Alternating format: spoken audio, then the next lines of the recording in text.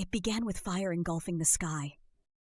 David Holt stood in the open field by his home, the grass swaying. He'd been planning a solo hike across the ridge tomorrow, a way to clear his mind after months of stagnation. But tonight, then he saw the streak. It burned across the heavens like molten steel, the size of it a meteorite, but not like the tiny ones that fizzled in the upper atmosphere. No, this was monstrous. When it struck, the earth convulsed.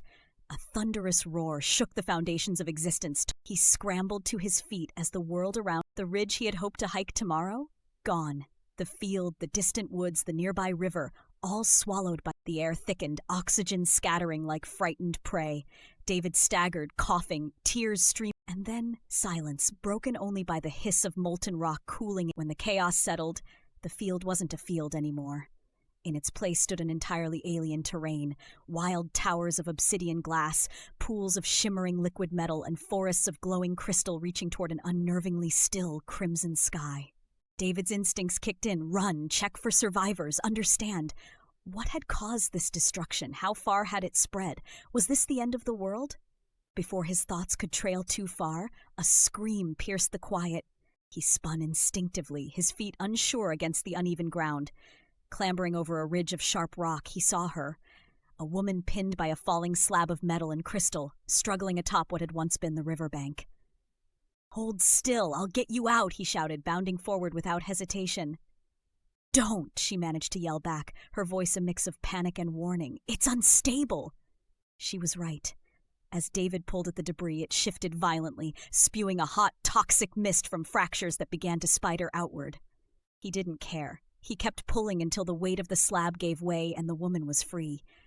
He grabbed her hand and hauled her to safer ground just as the slab erupted in sparks and fell completely into a pool of glowing liquid. They both collapsed, coughing, gasping. David now noticed her properly, her sharp, ash-covered features, her tangled brown hair, the calculated intensity in her eyes despite the panic. She was gripping a small backpack tightly, her hands blistered. "Thanks," she said after a beat, her breath still shaky. "I didn't think anyone else survived." David shook his head, still trying to comprehend the sheer scale of devastation. "Neither did I, but what is this place now? Any idea what just happened?" David asked, his voice tinged with disbelief. She frowned, her posture stiffening. "The meteorite," she began. "It didn't just hit, it transformed everything. The land's gone, it's replaced itself with this alien terrain. I don't even recognize where I am anymore." David stared at her. "You know about it? You know why this is happening?" he asked, his voice probing for answers. "No," she answered quickly. "But you're holding up better than most. You don't look like you're in shock." David let out a raw laugh. "Shock comes later. There's too much to do now. First, what's your name?" he asked, shifting focus to the immediate need for cooperation. "Monica," she replied, brushing dust from her cheeks, grounding herself amidst the chaos. "David, look, Monica. If anyone else survived, we need to find them, and we need to figure out a way out of this mess." She hesitated, then nodded. "Fine, but what makes you think there's a way out?" David glanced at the horizon, or what was left of it. Off in the distance, beyond the glowing forests, glimmering peaks, and thick mists, he saw the faint outline of something large, a ship. "There," he pointed. "We start there. It's our only shot." Together, they began to climb down the jagged remnants of what had once been a gentle valley. The terrain was treacherous, each step spitting obstacles their way.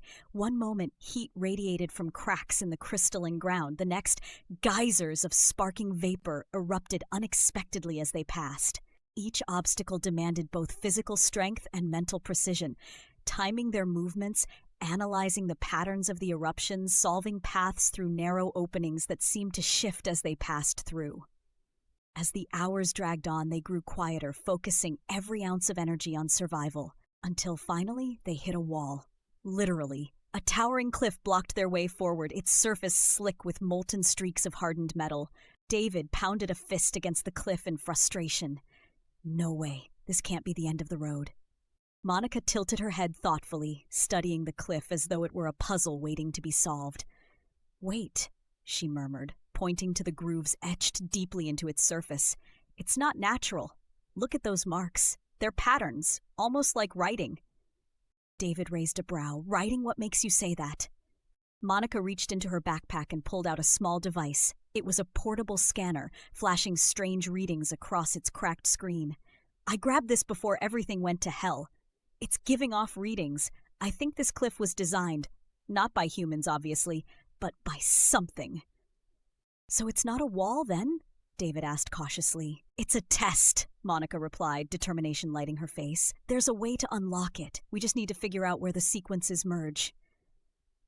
The next hour was spent deciphering the markings, assembling fragments of patterns in their heads. The cliff pulsed faintly, responding to their movement and guesses. At one point, David thought he felt it watching them, the ground vibrating every time he brushed against the wrong sequence. When Monica finally pieced the last symbol together, the cliff groaned loudly, its molten surface splitting apart.